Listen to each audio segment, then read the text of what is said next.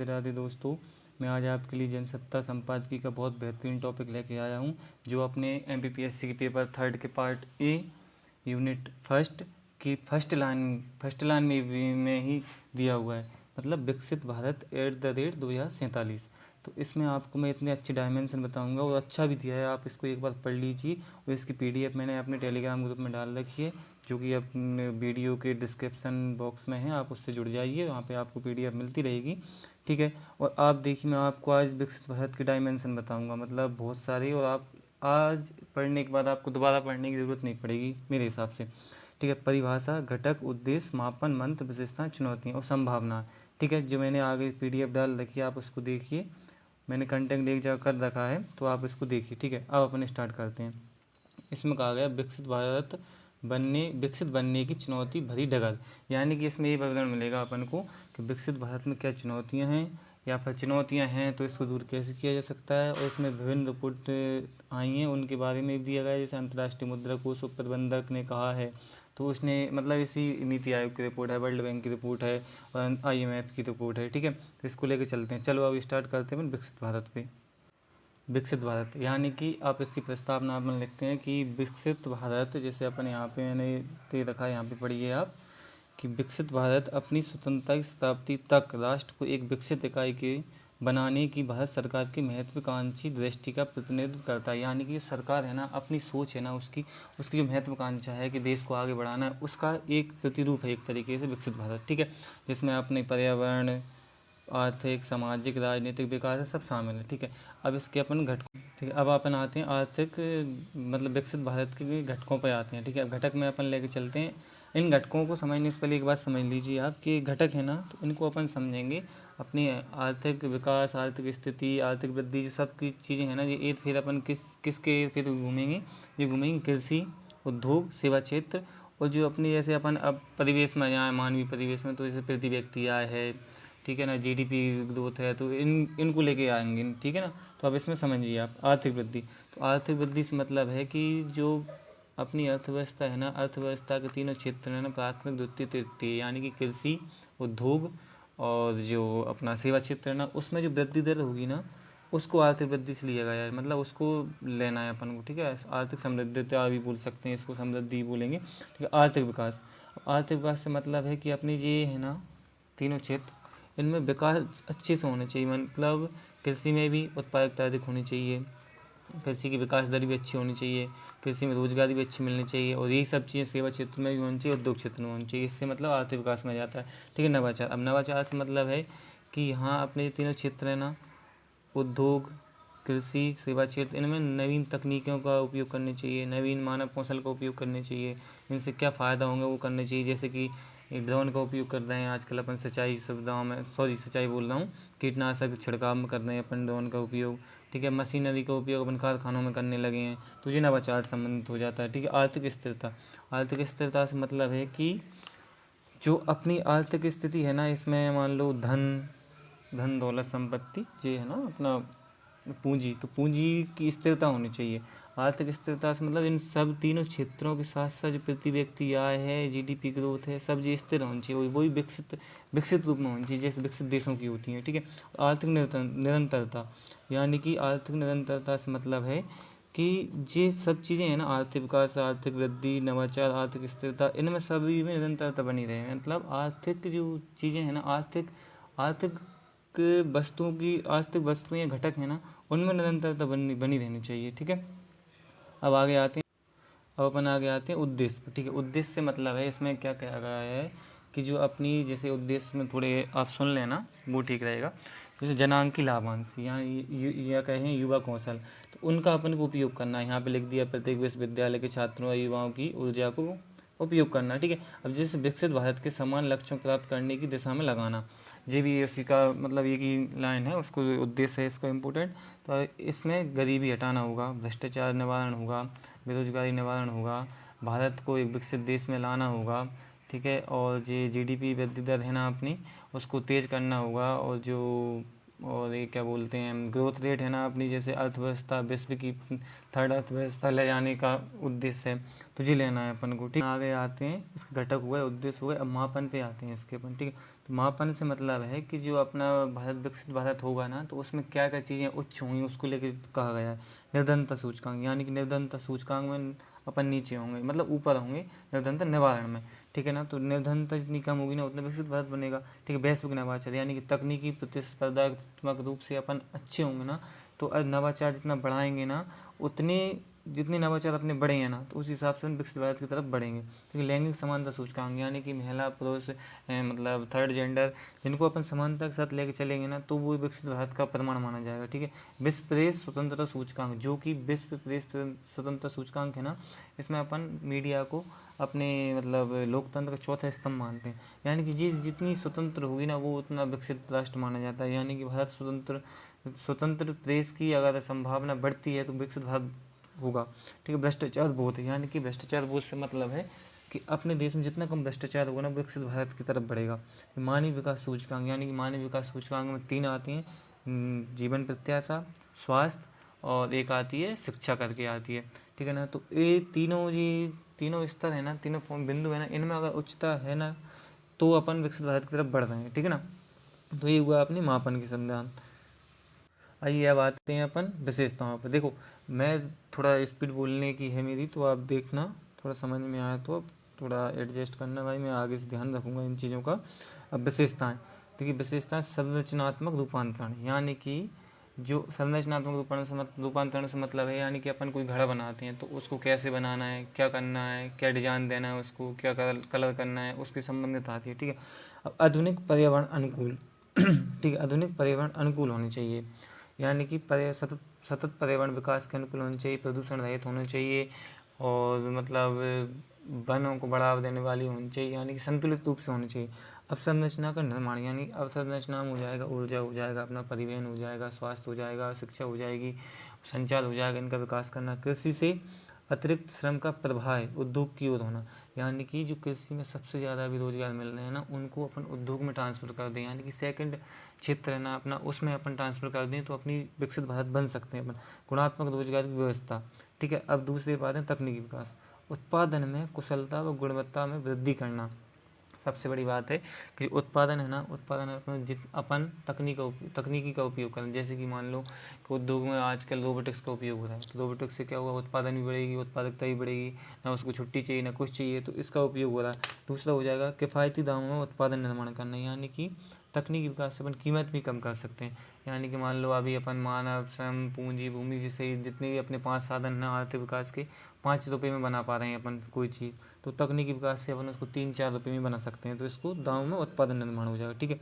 अब तीसरा है प्रतिस्पर्धात्मकता बढ़ाना, यानी कि आपस में प्रतिस्पर्धा बढ़ाना, देशों से बोल लो, आंतरिक राज्यों से बोल लो, ठीक है।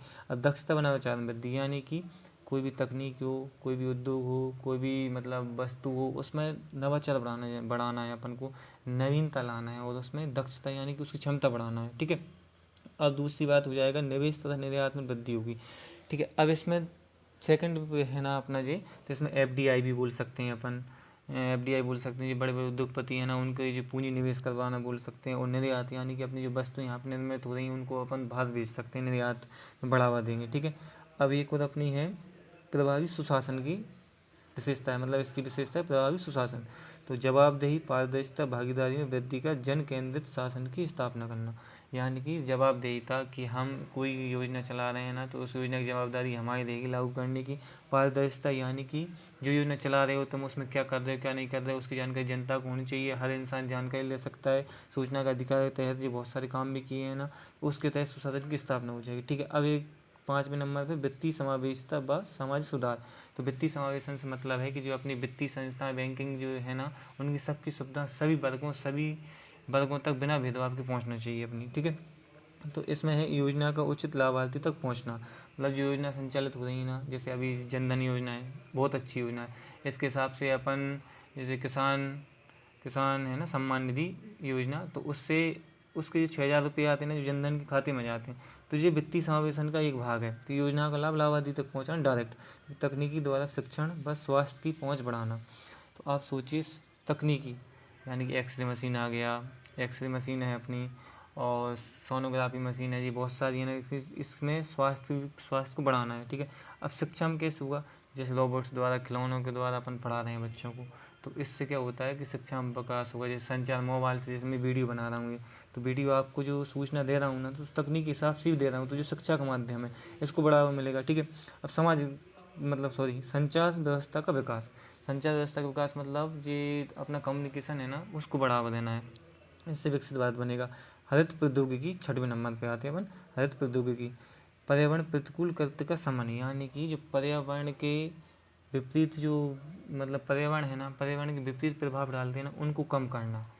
जैसे कि मान लो मृदा प्रदूषण करता है, वायु प्रदूषण करता है, जैसे उनको हटाना। जैसे प्लास्टिक है ना, उसको उपयोग कम करना, उससे जगह थैला का उपयोग करना। जैसे इंदौर में एक वो आया था कि मैं हूँ प्लास्टिक को करता हूँ मैं बाय बाय, मैं हूँ झूलाधारी इंदौर का नागरिक। ठीक है, इस करके है कुछ।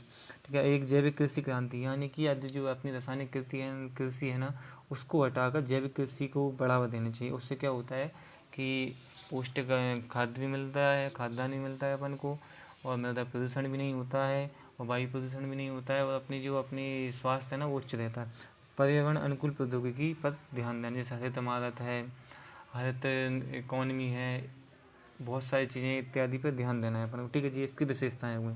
ठीक है, अब आते हैं अपन लक्ष्य पे। लक्ष्य क्या होते हैं, इसको अपन मुझे पहले लिखना था लेकिन यहाँ पे लिख दिया। आप देखिए लक्ष्य है जो IMF है, IMF ने माना भी है कि 2027 तक विश्व की तीसरी अर्थव्यवस्था बनाना है भारत को। ठीक है, अब इसमें एक हो जाएगा 2030 तक 7 ट्रिलियन इकोनॉमी, यानी कि इसकी जो वैल्यू है ना 7 ट्रिलियन इकोनॉमी का होना चाहिए। और थर्ड है 2047 तक 30 लाख करोड़ डॉलर की अर्थव्यवस्था प्लस $18,000 प्रति व्यक्ति आय होनी चाहिए इसकी। ठीक है, ये 3 लक्ष्य अपन ने बना रखे। अब इसकी अपन देखो संभावनाएं देखते हैं कि जो कुछ रिपोर्ट से मिला के देख सकते हैं, कुछ इसकी ग्रोथ को देख सकते हैं, ग्रोथ को लेकर देख सकते हैं। ठीक है ना, अब देखिए इसके अपन संभावनाएं देखते हैं। संभावना में क्या होगा, इसकी ग्रोथ है ना GDP, उसको लेकर देख सकते हैं। वो जो अपनी विभिन्न रिपोर्ट आई है, जैसे IMF की रिपोर्ट आई, विश्व बैंक की रिपोर्ट आई, उसके हिसाब से देख सकते हैं। अपनी नीति आयोग की रिपोर्ट होती है।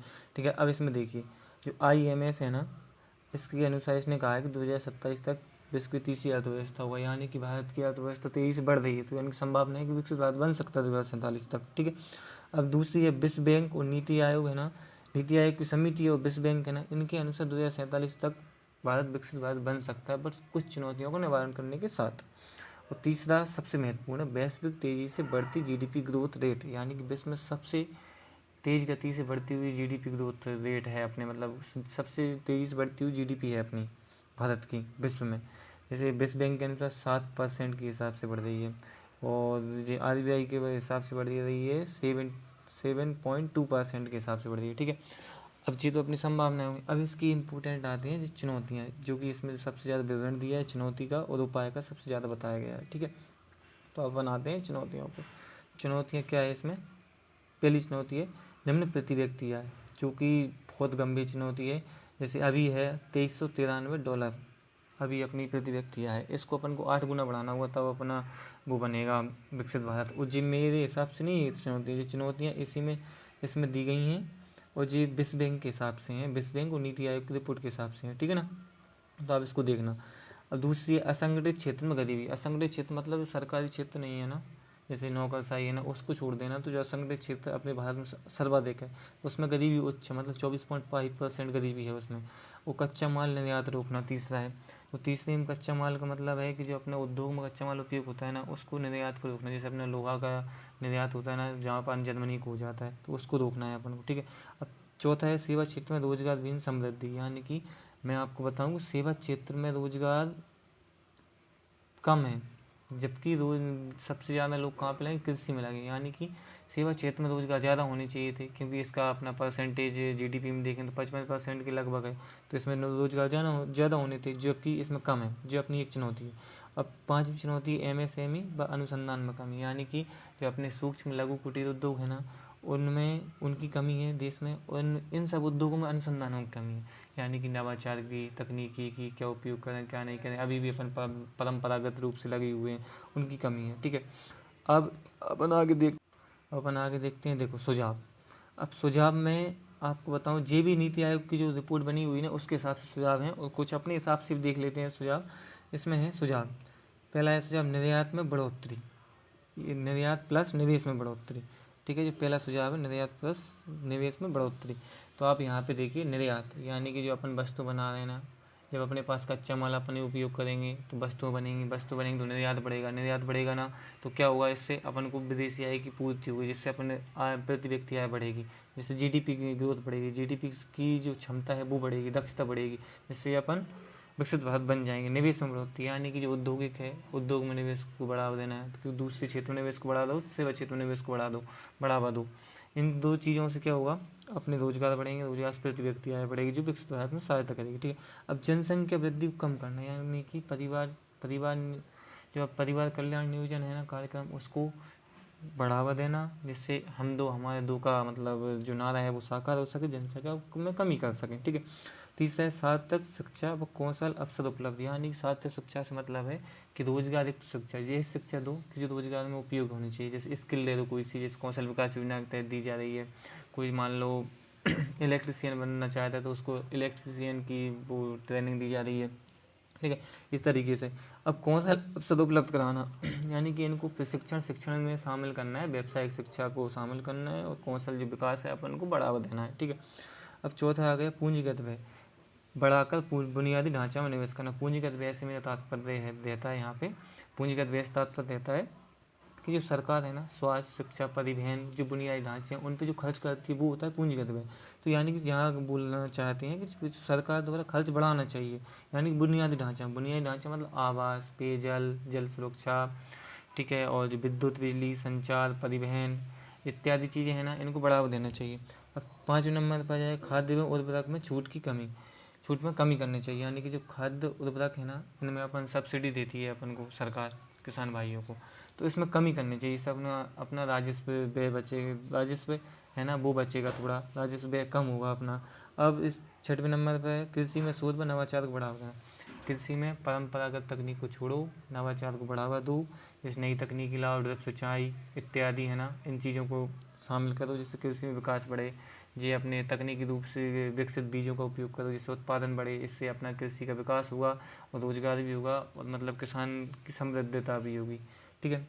7वें नंबर पर स्वास्थ्य सेवाएं बढ़ावा पहुँच होना, यानी कि स्वास्थ्य सेवाएं है ना, जो आधुनिक स्वास्थ्य सेवाएं, कैंसर का इलाज मान लो या कुछ और मान लो, ये मतलब घातक बीमारियां हैं उनके इलाज भी मतलब बहुत अच्छे से कम रुपयों में होने चाहिए, और मतलब जो निकटतम रूप से होनी चाहिए, गांव से या शहर से। ठीक है। और पहुंच होना यानी कि हर नागरिक की पहुंच होनी चाहिए, इसको ये होना चाहिए। जैसे कि पुराने गांव में अपन देखते हैं, अभी कुछ गांव में देखते हैं कि यार मतलब स्वास्थ्य सुविधाएं नहीं है वहाँ पे, तो वहाँ पे दिक्कत हो जाती है। ठीक है। अब 8वें नंबर पे है औद्योगिक प्रतिस्पर्धा, यानी कि जो अपना सेकंड क्षेत्र है ना, उसमें अपन औद्योगिक क्षेत्र को बढ़ावा देना चाहिए। ठीक है। अब 9वां है महिला भागीदारी, यानी कि जैसे पुरुष हैं आज की दुनिया में, आज अपन भारत में देखते हैं कि पुरुष हैं लगभग 70% और महिलाओं की भागीदारी है 30%, या तो ये 30% तो ज़्यादा है, और 70% महिलाओं की भागीदारी है अभी महिला श्रम में। ठीक है। तो इसको बराबर करनी चाहिए 50-50। तो इससे क्या होगा कि लैंगिक समानता आएगी और विकसित भारत में एक अपने अधिकारों के प्रति जागरूकता होगी और उत्पादन भी बढ़ेगा, क्योंकि महिलाएं संवेदनशील रूप से बहुत अच्छी होती हैं पुरुषों की तुलना में। और जी 10वें नंबर पे अफसरशाही में सुधार, यानी कि अफसरशाही में सुधार से मतलब है कि अफसर होते हैं वो जनता के सेवक होते हैं, लेकिन वो जनता के मालिक बन के बैठते हैं आज की दुनिया में। उसको भ्रष्टाचार को कम करना चाहिए, उसमें लाल फीताशाही को कम करना चाहिए, उनमें कर्तव्यबोध और नागरिक बोध का जो समावेश है ना, नैतिकता का, उसको करना चाहिए, बढ़ावा देना चाहिए। ठीक है। तो ये है अपने सुझाव। ठीक है। अब अपन देखते हैं सरकार ने क्या क्या प्रयास किए हैं इसके लिए, क्या नहीं किए। तो जी तत्कालीन पहला प्रयास देखते हैं अपन, अमृत विजन, जो मतलब अभी 2 साल पहले से उपयोग कर रहे हैं अपन, मतलब अपना रहे हैं, तो इसको अमृत काल का विजन करके ना 2022-23 में अपनाया था, वो पहली चीज़। दूसरी चीज़ स्टार्टअप, आजकल सरकार स्टार्टअप को बढ़ावा दे रही है। ठीक है। स्टार्टअप को बढ़ावा दे रही है सरकार है।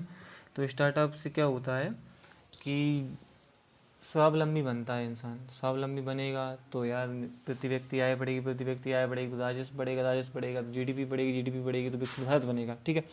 अब अपन देखते हैं अभी तात्कालिक रूप से क्या किया है भारत सरकार ने बजट में 2024-25 के में 9 प्राथमिकताएं रखी गई हैं कि इससे अपना भारत विकसित भारत बन जाएगा। जैसे पहली प्राथमिकता है कृषि उत्पादकता, यानी कृषि को में ऐसे कार्य करना है जिससे उत्पादकता बढ़े, रोजगार भी बढ़े, तो इससे क्या होगा, कृषि का विकास होगा और किसानों की आय बढ़ेगी। दूसरा है रोजगार प्लस कौशल, यानी कि स्टार्टअप के द्वारा रोजगार बढ़ावा दे रहा है, उद्योग स्थापना के द्वारा रोजगार बढ़ावा दे रहे हैं, और कौशल विभिन्न योजनाएं जैसे अपन मानो प्रधानमंत्री कौशल विकास योजना, तो इसके में प्रशिक्षण दिया जा रहा है कौशल विकास के लिए। तो इसमें कुशल मानव संसाधन का विकास होगा, जो कि रोजगार से बढ़ावा होगा, रोजगार बढ़ावा होगा प्रति व्यक्ति आय बढ़ावा होगी, प्रति व्यक्ति आय बढ़ेगी तो विकसित भारत बनेगा। ठीक है, तीसरा हो जाएगा समावेशी मानव संसाधन विकास। यानी कि मानव संसाधन से मतलब है, मानव संसाधन विकास से मतलब है कि जो मानव की क्षमताओं को बढ़ाना, जैसे स्वास्थ्य मानव संसाधन में आएगा, स्वास्थ्य अच्छा होगा तो वो अच्छे काम कर पाएगा, शिक्षा अगर उसमें सोच समझ और नया नवाचार की क्षमता होगी तो वो काम करेगा अच्छे से, कौशल होगा उसमें। ठीक है, इसको मानव संसाधन विकास में शामिल करेंगे। और सामाजिक न्याय यानी कि बिना भेदभाव के सभी को रोजगार अवसर देना चाहिए, जो अनुच्छेद अपने 14 में है संविधान में। ठीक है, अब विनिर्माण विकास एवं सेवाएं। ठीक है, चौथा नंबर हो गया। पाँचवा होगा शहरी विकास। शहरी विकास ऐसा होना चाहिए कि जो आपदा प्रबंधन के रूप से होना चाहिए, पर्यावरण के अनुकूल होना चाहिए, प्रदूषण कम होना चाहिए, भीड़ भाड़ कम होना चाहिए, यानी कि इसमें परस्पर अपनत्व का भाव होना चाहिए। शहरी विकास इस तरीके से करना है। ठीक है, ऊर्जा सुरक्षा। ऊर्जा सुरक्षा से मतलब है कि जो अपनी विद्युत ऊर्जा है ना, तो उसको अपन सभी तक तो उपलब्ध होनी चाहिए कम कीमत में, और सभी तक तो पहुँच होनी चाहिए उसकी, और सभी तक भेद्यता होनी चाहिए, यानी कम कीमत में होनी चाहिए, सभी जगह उपलब्ध होनी चाहिए, और पहुँच यानी साधन भी उसके सही होनी चाहिए। सातवें नंबर पर बुनियादी ढांचा। बुनियादी ढांचे से मतलब है जैसे इसमें शामिल करते हैं परिवहन, संचार, विद्युत, जलापूर्ति, आवास वगैरह ये सब चीज़ें हैं ना, ये सड़क वगैरह हैं, तो इन चीज़ों का विकास करना, जिससे क्या होगा कि अर्थव्यवस्था की जो आर्थिक गतिविधियाँ हैं ना, उनको गति प्रदान होगी, जिससे अपन विकसित भारत की तरफ बढ़ जाएंगे। और आठवां है अनुसंधान प्लस नवाचार। अनुसंधान नवाचार से देखो, नवाचार से क्या होता है कि नई ऊर्जा का निर्माण होता है, नई तकनीक का निर्माण होता है, जिससे अपन क्या होता है उत्पादन बढ़ेगी, उत्पादकता बढ़ेगी, जिससे भारत में निर्यात बढ़ेगा, आयात कम होगा, जिससे जीडीपी विकसित होगी अपनी, और अपन विकसित भारत बन जाएंगे। और नवा है सतत सुधार। यानी कि सतत सुधार से मतलब सतत सुधार पीढ़ी में, यानी कि पीढ़ी से मतलब है कि सतत सुधार, यानी कि सतत धारणीय विकास आपने सुना होगा। सतत सुधार से मतलब है कि इस तरीके से अपन काम करते चलो कि अपनी पीढ़ी को भी सीख मिले कि यार हमको इस तरीके से आगे बढ़ना है और इस तरीके से विकास करना है, जो कि अपनी समस्या कम पैदा करे और विकास की संभावना बढ़ाती रहे। ठीक है, तो जी है अपना सब कुछ। देखो, तो आज मैंने आपको बताया विकसित भारत, इसके डायमेंशन मैंने कवर किए, और आपको थोड़ी जैसे वीडियो में थोड़ा ऐसा लगता है कि समझ में नहीं आ रहा, तो आप इसको पीडीएफ में टेलीग्राम ग्रुप में डाल रखिए, उस पर आप जुड़ जाइए, वहाँ पर मिल जाएगी। और आप इस चैनल को सब्सक्राइब कीजिए, लाइक कीजिए और कमेंट कीजिए, जिससे कि मुझे मोटिवेशन मिले और मैं अच्छी वीडियो ला सकूँ और सुधार कर सकूँ। मुझे कुछ सुझाव भी दीजिए। ठीक है, थैंक यू।